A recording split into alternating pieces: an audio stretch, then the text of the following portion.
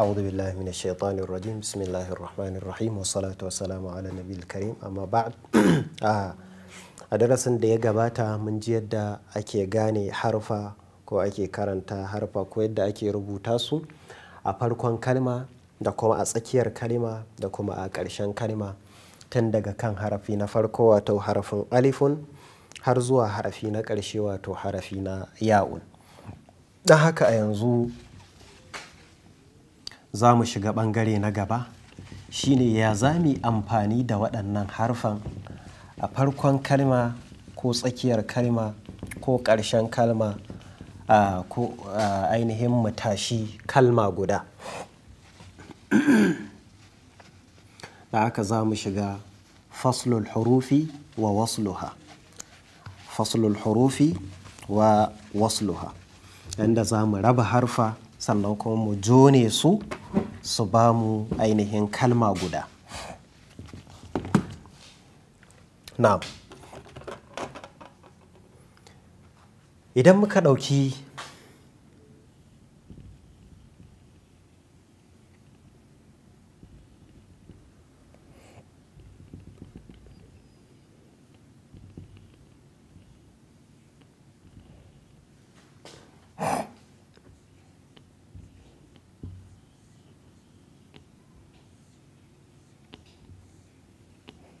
wa wasluha ma'ana haɗe harfa da kuma mai raba su.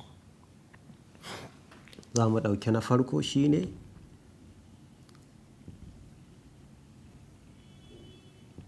faslu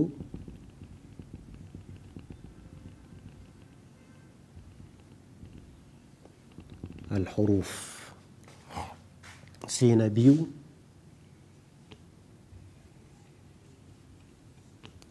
waslul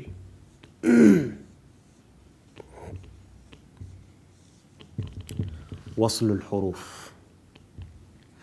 ma'ana haɗe harufa da kuma rabe su.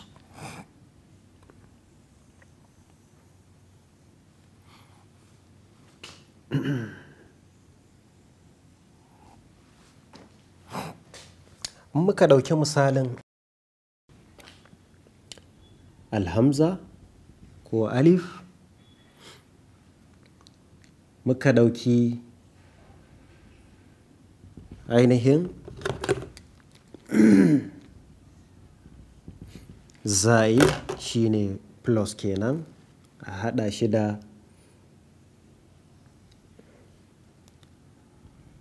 kafun zaid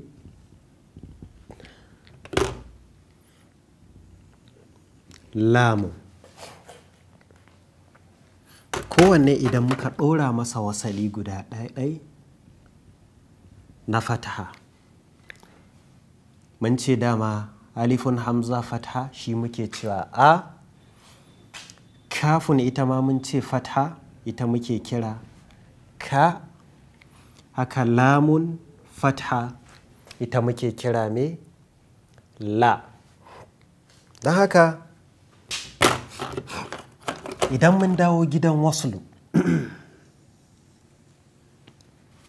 wato inda za mu haɗe su kenan, ya za mu haɗe su tunda mun sanya kowanne zai zo a farkon kalma. Mun ga wannan a farkon kalma. Tsakiyar kalma mun sanya kafun take zuwa ainihin a tsakiyar kalma, sannan mun sanya lamun take zuwa a ƙarshen kalma. Don haka alifun in ta zo a farkon kalma ga ta nan za mu ajiye ta kamar yadda ainihin waccan take.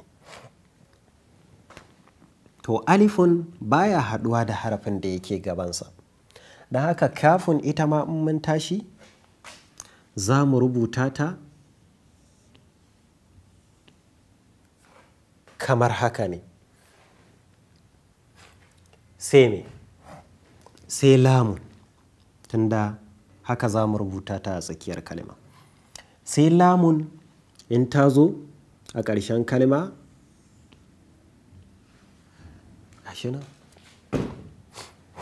don haka yanzu abin da za mu zo mu yi saboda mu iya karanta shi sai mu zo mu ɗora waɗancan wasalullukan namu. Mu ce a, ka, la. Shikenan mun tashi kalma guda. Akala. Akala ma'ana ya ci kenan, ya ci. To idan mun ɗauki harafin kafin yanzu mu mai da shi shine farko. Kaf.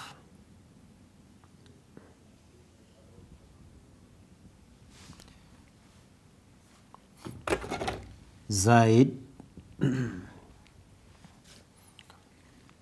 Ta.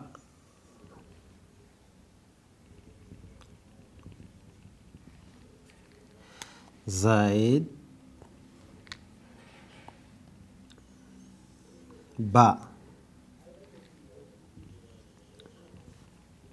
Mun ga kafin ita ce a farkon kalma, sai ta'un a tsakiyar kalma, sai ba'un a ƙarshen kalma. Haka shi ma kowanne muka yi masa wasali na fatha, fatha, fatha. Ya za mu karanta? Za mu karanta ka, ta, ba. To a rubuce idan mun tashi haɗe shi, ya za mu haɗe?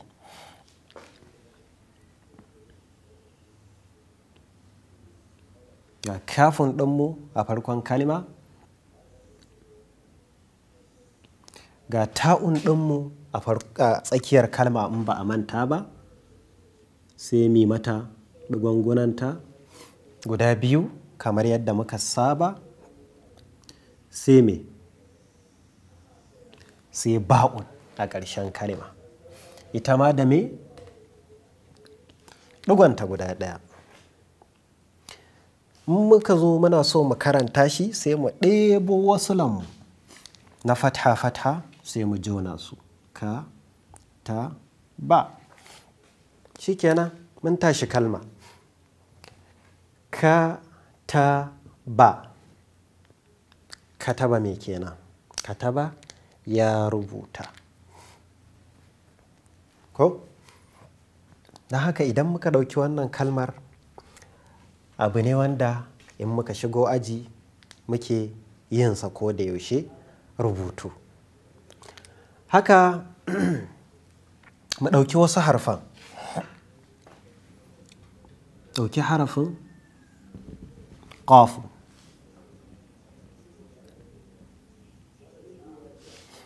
Ƙafun, zaid,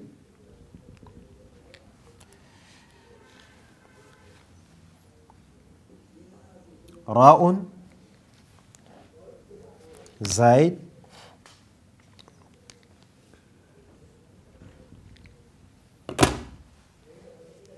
ainihin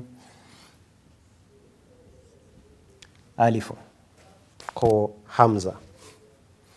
To su ma mu ɗauki wasu lannan namu da muke amfani da su na fatha ko wasalin nan namu na fatha. Qafun fatha, qa, ra'un fatha, ra, alifun hamza fatha, a. Da haka in mun zo jone su, mun zo haɗi su kenan. In ba mu manta ba, qafun fi awwalil kalima mun ce haka ake rubuta ta. Qaf.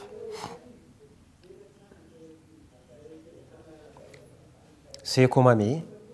Sai ra'un ita ma a tsakiyar kalma muka ce me? Haka ake rubuta ta. Sai kuma alifun a ƙarshen kalma shi ma haka za mu rubuta shi, kasancewar ra'un da alif. Ra'un baya daga cikin harfan da ake jona su da na gabansu sai na bayansu. Don haka in mun tashi sai mu ɗauko wasalinmu na fatha sai mu yi wa kowanne. Qafun fatha qa, qa, ra'un fatha ra, qara alifun hamza fatha a qara a. Abun babu wahala. Na'am. Wannan ainihin kalma ta gaba kenan. Don haka sai mu ɗauki wata kalmar.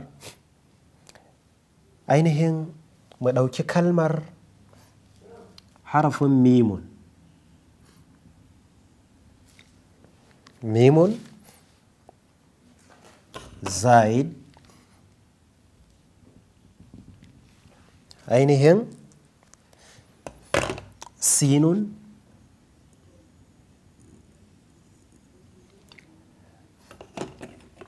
zaid, ainihin ha'un.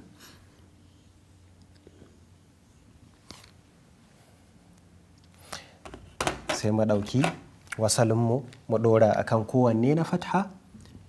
Mimun fatha ma, sinun fatha sa, sai ha'un fatha ha.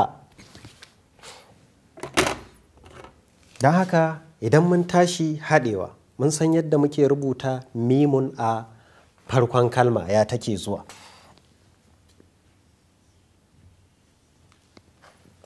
Haka take zuwa. Sai sinun a tsakiyar kalima, sai kuma ha'un a ƙarshen kalima,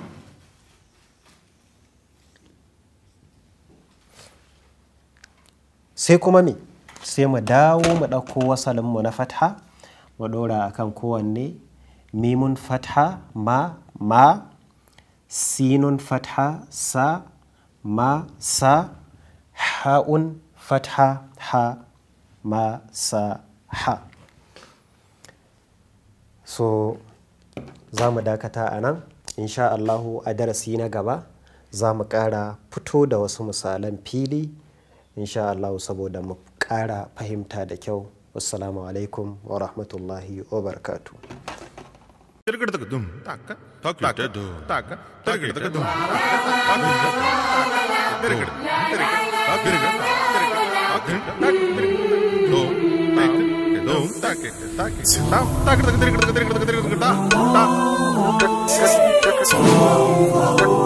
Tack.